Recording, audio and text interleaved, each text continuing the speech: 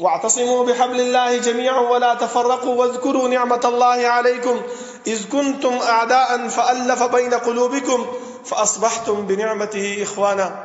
اے مؤمنانو تاسو دا خبره یاد کړئ چې الله رب العالمین کله تاسو ته پیغمبر نو درلېږلی، تا ته چې کله قائد او استاد نو درلېږلی، د هغه قائد او د استاد او د پیغمبر د راتګ نه مخکې خپل تاریخ خو لږ وګوره، خپل وخت خو لږ وګوره چې تا باندې څنګه وخت تېر شوی دی، ستا په پلارانو باندې ستا په نیکونو باندې څنګه زندګي تېره شوې ده.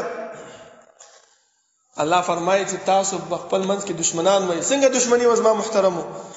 ګودر ته به لاړل د اوبو دپاره، زما نمبر به و، که زما په نمبر باندې ته رامخکې شوې نو ما به ته ووجلې، ته به مې چې ووجلې ستا قام قبیله به راپاڅېده، زه به یې ووجلم، زما قام قبیله به راپاڅېده، به د 4 کلونو پورې به دا جنګ روانو، دا قتل و غارت به روانو. زما محترمو څه شی و؟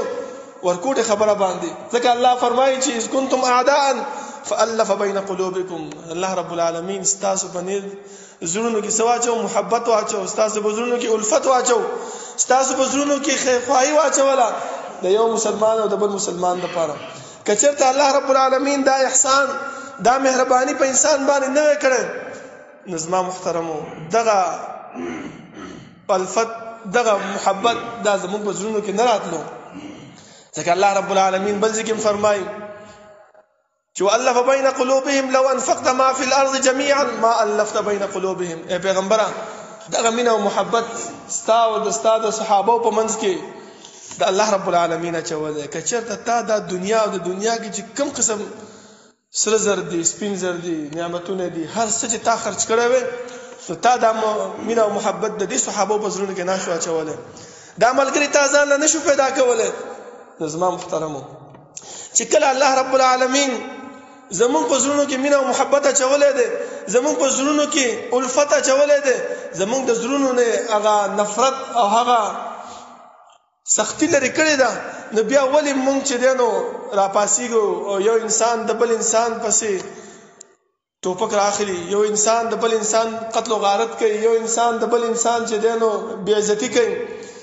دا بېعزتي او دا قتل و غارت انسان خو هغه وخت کې کوي چې کله د انسان په زړه کې الفت نه موجود، د انسان په زړه کې محبت نه موجود، د انسان په زړه کې د الله رب العالمین یره نه موجود.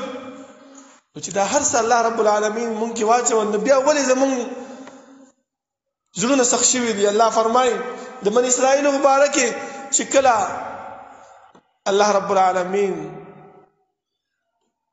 د هغه مړی را ژوندی کو او تپوس یې وکړو چې ستاسو قاتل څوک دی، هغه قاتل وښودلو. نو الله بیا څه فرمایي؟ پکار دا وه چې په دغه وخت کې د دې خلکو دا زړونه نرم شوي چې ګوره الله رب العالمین لکه څنګه چې اوس مړی ژوندي کولی شي بیا به هم مړی ژوندی کوي، لیکن دیو څه وکړه؟ د دیو زړونه نور هم سخت شو. الله فرمایي ثم قست قلوبکم من بعد ذلك فهي كالحجاره. دومره سخت شو لکه د کاڼو غوندې سخت شو. ولې؟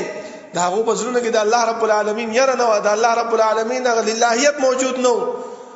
نو زما محترمو چې کله هغه محبت چې الله رب العالمین مونږ له راکړی دی هغه مونږ د زړونو وباسو او خپل زړونه سخت کو، خپل زړونه د کاڼي غوندې کلک کو، نو زما محترمو بیا مونږ ته نه د انسان عزت څه ښکاري، نه د انسان هغه لویوالی چې الله رب العالمین د انسان له کوم ورکړی دی هغه ښکاري. ځکه تاسو ته قرآن کریم په اولني صورت